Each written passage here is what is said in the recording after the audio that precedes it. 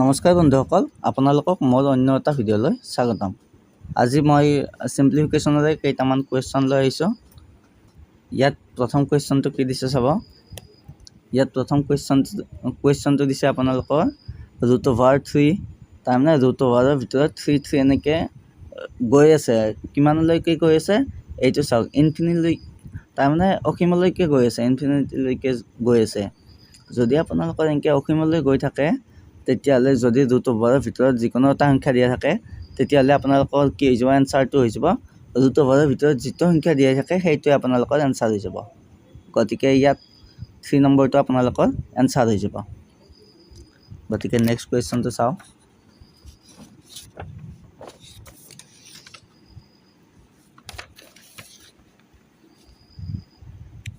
এই এনেকুৱা ধৰণৰ কুৱেশ্যনবিলাক দেখাত একেবাৰে সহজ, যদিও আপোনালোকৰ এক্সামবিলাকত আহি থকা প্ৰায় তাৰমানে এনেকুৱা ধৰণৰ কুৱেশ্যন প্ৰায় আহেই। গতিকে এই 2 নম্বৰ কুৱেশ্যনটো কি হ'ব আপোনালোকৰ, ইয়াত √ৰ ভিতৰত কি দিছে, 5 দিছে। গোটেইকেইটাত √ৰ ভিতৰত 5টো আছে আৰু কিমানলৈকে আছে, ইনফিনিটিলৈকে আছে, তাৰমানে অসীমলৈকে আছে। ইয়াত তাৰমানে এইটো √ৰ ভিতৰত 5 এনেকৈ গৈ থাকিব। গতিকে ইয়াৰ আমাৰ শুদ্ধ উত্তৰটো কি হ'ব, যদি ইয়াত অসীমলৈকে থাকে তেতিয়াহ'লে আমাৰ শুদ্ধ উত্তৰ কি হ'ব, যিটো √ৰ ভিতৰত থাকে সেইটোৱে আমাৰ এনচাৰ হৈ যাব। এবাৰ নেক্সট কুৱেশ্যনটো চাওঁ কি দিছে। এইবাৰ নেক্সট কুৱেশ্যনটো চাব। ইয়াত কি দিছে চাব, ইয়াত কি দিছে √6 প্লাছ, আগৰটোত প্লাছ নাছিল আমাৰ, আগৰটোত ডাইৰেক্ট আমাৰ √ৰ ভিতৰত এনেকৈ গৈ আহিছিল, কিন্তু ইয়াত কি দিছে চাওক, √6 প্লাছ এনেকৈ √6 প্লাছ এনেকৈ ইনফিনিটিলৈকে গৈ আছে। তাৰমানে আমাৰ অসীমলৈকে কি হৈ আছে, আমাৰ 6+6+6+ এনেকৈ গৈ থাকিব। তেতিয়া আমাৰ উত্তৰটো কি হ'ব সুধিছে। ইয়াত একো নাই, মানে ইয়াত কি আছে, এটা আমাৰ 1 এটা আছে, হয়নে নাই, ইয়াতো 1 এটা থাকিব, এনেকৈ আমাৰ 1 এটা এনেকৈ 1 বা 6+1 এনেকৈ আপোনালোকৰ গৈ থাকিব। তেতিয়া আমাৰ কি হ'ব, তেতিয়া আমি এই সংখ্যাটো চাম, এইটো সংখ্যা চাম। এইটো কি আছে, 6 আছে, গতিকে আমি 6টো লিখি লৈছোঁ। আৰু ইয়াত কি আছে, 1 আছে, ইয়াত আমাৰ 1 আছে। গতিকে আমি কি কৰিব লাগিব, 6টোক এনেকুৱা দুটা সংখ্যাৰ পূৰণফল হিচাপে দেখাব লাগিব, যি দুটা সংখ্যা বিয়োগ কৰিলে কি হ'ব, আমাৰ 1 হ'ব। আমি 6টোক কি হিচাপত লিখিব পাৰোঁ, 6টোক আমি লিখিব পাৰোঁ 1 × 6 এনেকৈও লিখিব পাৰোঁ। কিন্তু যদি আমি এনেকৈ লিখোঁ তেতিয়া আমাৰ এই সংখ্যা দুটাৰ বিয়োগফল কি হ'ব, 6ৰ পৰা যদি আমি 1 বিয়োগ কৰোঁ কি হ'ব, 5 হ'ব। কিন্তু ইয়াত 5 আছে নেকি, ইয়াত 1 আছে, হয়নে নাই। গতিকে আমি ইয়াত 1 × 6 বা 6 × 1 লিখিব নোৱাৰোঁ। এতিয়া আমি 6টোক আৰু কি লিখিব পাৰোঁ, 2 × 3 বা 3 × 2 এনেকৈ লিখিব পাৰোঁ নে নাই। এতিয়া চাব, এই দুটা যদি সংখ্যা বিয়োগ কৰি কি হ'ব, 3 - 2 = কি হ'ব, 1 হ'ব। তাৰমানে আমাৰ কি পাই গ'লোঁ, 1 পাই গ'লোঁ।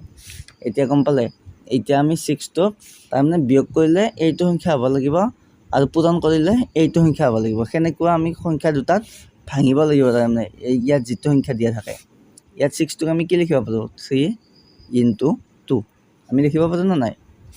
এতিয়া চাওক, ইয়াত কি আছে, মাজৰ চিনটো কি আছে, গোটেইকেইটাত প্লাছ আছে। গতিকে আমি যদি এনেকৈ প্লাছ দিয়া থাকে তেতিয়াহ'লে আমাৰ যিটো পূৰণৰ ডাঙৰ সংখ্যা সেইটোৱে আমাৰ এনচাৰ হৈ যাব।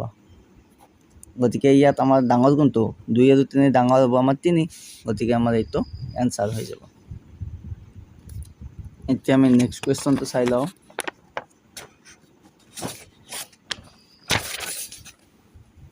ইয়াত নেক্সট কুৱেশ্যনটো কি দিছে, ইয়াত দিছে আমাৰ 42 প্লাছ, ইয়াত একো নাই মানে ইয়াত এটা 1 থাকিব, 42 প্লাছ একো নাই মানে 1 এটা আছে। এনেকৈ আমাৰ এইটো ছিৰিজ গৈ আছে, কিমানলৈকে গৈ আছে, অসীমলৈকে গৈ আছে, এইটো ইনফিনিটিলৈকে গৈ আছে।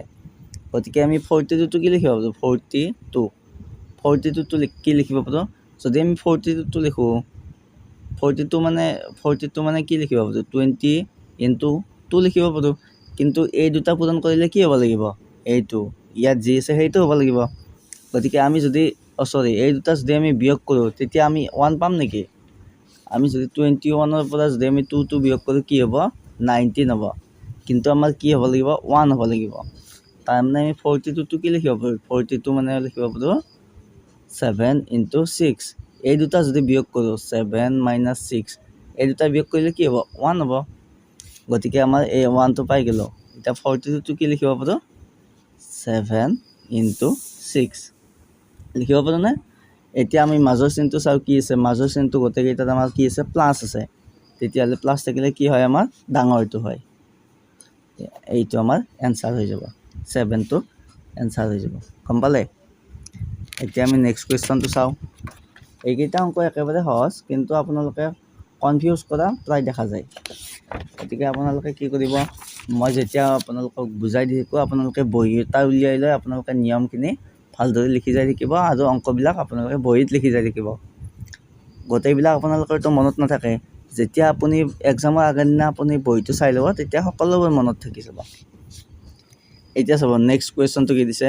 ইয়াত দিছে আমাৰ 40 + 3 আগতে আমাৰ কি আছিল 1 আছিল 1 থকাৰ কাৰণে আমি লিখা নাছিলোঁ কিন্তু ইয়াত 3 থাকিলে আমি লিখিব লাগিব তাৰমানে কি আছে 40 + 3 40 + 3 কিন্তু যোনটো বাৰটো আছে 40 + 3 এনেকৈ গৈ আছে আমাৰ কিমানলৈকে গৈ আছে অসীমলৈকে গৈ আছে তাৰমানে আমাৰ ইনফিনিটিলৈকে গৈ আছে তেতিয়া আমাৰ কি হ'ব আমি 40টো ভাঙিব লাগিব 40টো আমি কি হিচাপত ভাঙিব লাগিব 40টো এনেকুৱা দুটা সংখ্যাৰ পূৰণফল হিচাপত ভাঙিব লাগিব যি দুটা সংখ্যা বিয়োগ কৰিলে আমাৰ কি হ'ব 3 হ'ব গম পালে এতিয়া আমি 42টো এনেকৈও লিখিব পাৰোঁ 42 মানে আমি লিখিব পাৰোঁ 20 × 2 কিন্তু আমি এই দুটা যদি বিয়োগ কৰোঁ তেতিয়া আমি 3 পাম নেকি এই দুটা বিয়োগ কৰিলে আমি কি পাম 18 পাম কিন্তু আমাক কি লাগিব 3 লাগিব হয়নে নাই তাৰমানে আমি 40টো কি লিখিব পাৰোঁ 8 × 5 যদি আমি 8 × 5 লিখোঁ কি হ'ব 8 × 5 = 40 আৰু 8ৰ পৰা যদি আমি 5টো মাইনাছ কৰোঁ কি হ'ব আমাৰ 3 হৈ যাব এইটো 3 গতিকে আমি কি লিখিব পাৰোঁ 40টো লিখিব পাৰোঁ 8 × 5 8 × 5 এতিয়া আমাৰ মাজত কি চিন আছে গোটেইকেইটাৰ মাজত আমাৰ যোগ চিন আছে যোগ চিন থাকিলে আমাৰ কি হয় সদায় ডাঙৰটো হয় গতিকে আমাৰ এইটো এনচাৰ হৈ যাব আমাৰ 8টো ৰাইট হৈ যাব এবাৰ নেক্সট কুৱেশ্যনটো চাওঁ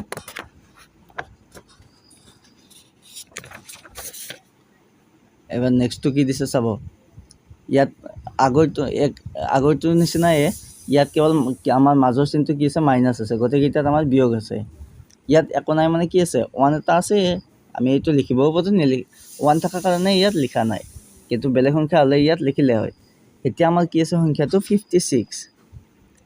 56টো আমাৰ এনেকুৱা দুটা সংখ্যাৰ পূৰণফল হিচাপে লিখিব লাগে যি দুটা সংখ্যা বিয়োগ কৰিলে কি হ'ব 1 হ'ব আমাৰ গতিকে আমি 56টোক কি লিখিব পাৰোঁ এইবাৰ ডাইৰেক্ট লিখিয়ে দিছোঁ 56টোক কি লিখিব পাৰোঁ 7 × 8 লিখিব পাৰোঁ নে নাই 7 × 8 = কিমান হ'ল 56 যদি আমি ডাঙৰটোৰ পৰা সৰুটো বিয়োগ কৰোঁ 8ৰ পৰা যদি 7টো বিয়োগ কৰোঁ কি হ'ব 1 হৈ যাব গতিকে আমাৰ এইটো 1 পাই গ'লোঁ হয়নে নাই গতিকে আমাৰ 56টোক কি লিখিব পাৰোঁ 8 × 7 বা 7 × 8 এতিয়া আমাৰ মাজৰ চিনটো কি আছে বিয়োগ আছে গোটেইকেইটাত আমি যদি যোগ থাকিলে হয় আমাৰ এনচাৰ কি হ'ল 8 হ'ল হয় যিহেতু আমাৰ এইবাৰ বিয়োগ আছে গতিকে আমাৰ ইয়াৰ পূৰণফলৰ সৰু সংখ্যাটো আমাৰ এনচাৰ হৈ যাব বিয়োগ থাকিলে সৰুটো আৰু যদি আমাৰ যোগ থাকে তেতিয়াহ'লে আমাৰ ডাঙৰটো গতিকে আমাৰ 7টো ৰাইট হৈ যাব এবাৰ নেক্সট কুৱেশ্যনটো চাওঁ আপোনালোকে কেৱল নিয়মখিনি আপোনালোকে মনত ৰাখি যাব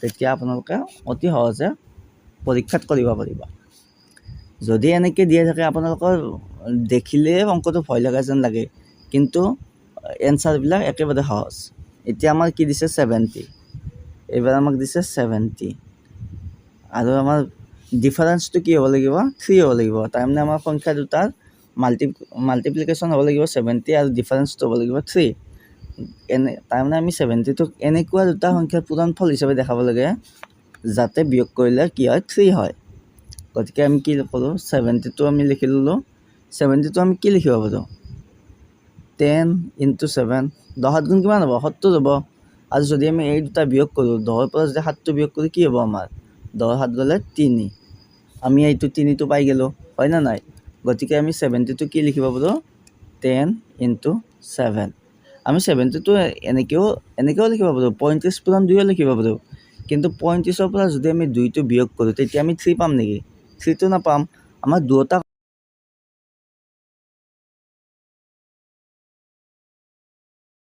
কণ্ডিশ্যন আমাৰ কি হ'ব লাগিব, ছেটিছফাই হ'ব লাগিব, তাৰমানে মিলিব লাগিব। গতিকে আমাৰ কি হ'ল, আমি 72 এনেকৈ লিখিব পাৰোঁ 10 × 7। এতিয়া চাওক, আমি এইখিনিলৈকে হৈ গ'ল। এতিয়া আমি কি চাব লাগিব, আমি মাজৰ চিনটো চাব লাগিব। আমাৰ মাজৰ চিনটো কি আছে, আমাৰ গোটেইকেইটাত আমাৰ মাজৰ চিনটো আছে বিয়োগ। গতিকে আমাৰ কি হ'ব, আমাৰ এনচাৰ হৈ যাব 7টো। এইটো আমাৰ এনচাৰ হৈ যাব। আৰু যদি আমাৰ যোগ থাকিল, ইয়াত যদি যোগ থাকিলে হয় তেতিয়া আমাৰ কি হ'ল হয়, 10টো হৈ গ'ল হয়। যিহেতু আমাৰ বিয়োগ আছে গতিকে আমাৰ কি হ'ব 7, বিটো আমাৰ ৰাইট হৈ যাব। এবাৰ নেক্সটটো চাব, এইটো আপোনালোকৰ হোমৱৰ্ক হিচাপত ৰাখি ল'লোঁ। ইয়াত কি দিছে 63 + 2, 63 + 2 ৰুট অভাৰ আছে, 63 + 2 এনেকৈ গৈ আছে, অসীমলৈকে গৈ আছে, ইনফিনিটিলৈকে গৈ আছে। গতিকে আমাৰ ইয়াৰ শুদ্ধ উত্তৰটো কি হ'ব, এইটো আপোনালোকৰ কি থাকিল, হোমৱৰ্ক হিচাপে থাকিল। ইয়াত শুদ্ধ উত্তৰটো কি হ'ব আপোনালোকে কমেণ্ট কৰি জনাই দিব। গতিকে আজি ভিডিঅ'টো এইখিনিয়ে আছিল। যদি ভিডিঅ'টো ভাল লাগিছে লাইক কৰি দিব, বন্ধুসকলৰ লগত শ্বেয়াৰ কৰি দিব।